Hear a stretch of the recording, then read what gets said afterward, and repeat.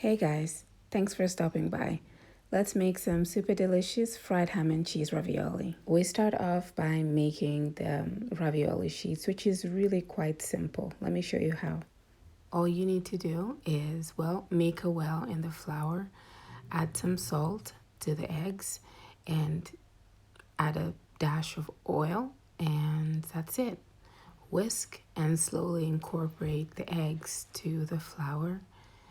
And when that's ready, you can ditch the fork and use your hands. That simple. Just need it for about 5 minutes.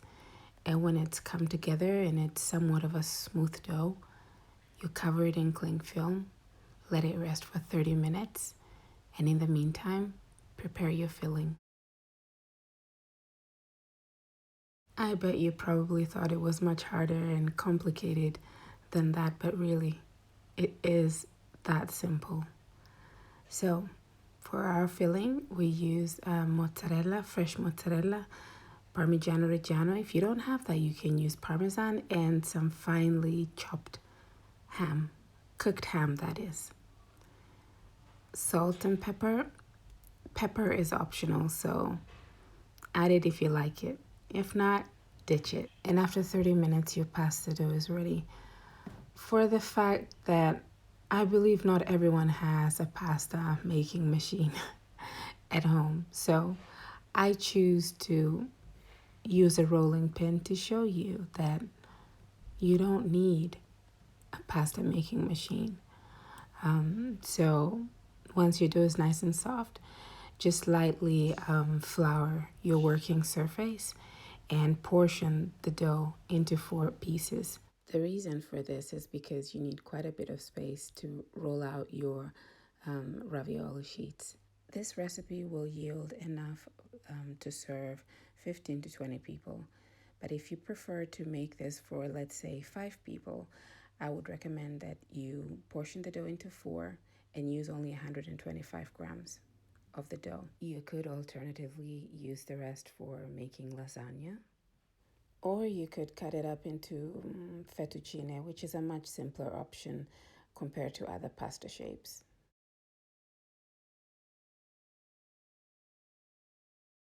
It also might happen that once you flip it over onto the kitchen counter, there's some air tucked in underneath the dough. So what I do is just smack the hell out of it, like slap it until all the air is, off. And then I just go ahead and keep rolling it until it gets to a thick thinness where it's almost translucent and I could see the shape of my hand underneath the dough.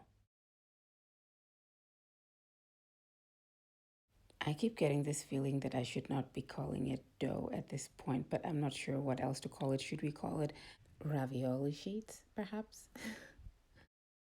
Roll the dough until you. Oh, goodness, I just said dough again. Roll the ravioli sheets until you can see the silhouette of your hand underneath. That's when you know it's ready. What I do next is I fold it to make it easier for me to just cut it up. This is the thing, you're making homemade pasta. I don't think you need to get overly, what's that word I'm looking for? Precise about everything. So for me, I actually do quite like the, you know, the fact that they're not so exact. No, I'm not lazy. It's just, it just feels so homemade like this. So anyway, yeah, just cut it up into bite-sized portions and start to add your filling. I use a teaspoon for this. I mean, to measure just how much of the filling I need. And to make it a little bit more easier, I take the filling, put it in the palm of my hand, and I squeeze it into a little ball and put it in the middle of the, bite-sized ravioli sheet that I cut out. And then I glaze the other end with some whipped egg, cover that, pinch it together, and use a fork to just make sure that everything is nicely tucked in. And that's it. dip it in egg, put it in the breadcrumbs, and you're done. How easy was that? And once you're finished with all the little pieces, heat your oil to at least 190 degrees centigrade, and then add in your ravioli. Hey, we can call it ravioli now. I don't know why I'm getting so excited, but yeah. You're going to fry these for about 2 minutes, so 1 minute on each side, or until it's a nice golden brown.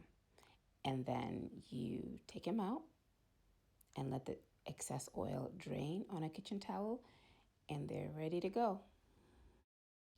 So, can you eat them just like that? Yeah, you can just dunk them in your mouth and eat them without, preparing any sauce, dipping sauce for it. Alternatively, if you would like to, have something to go with it, you could make a very simple tomato sauce.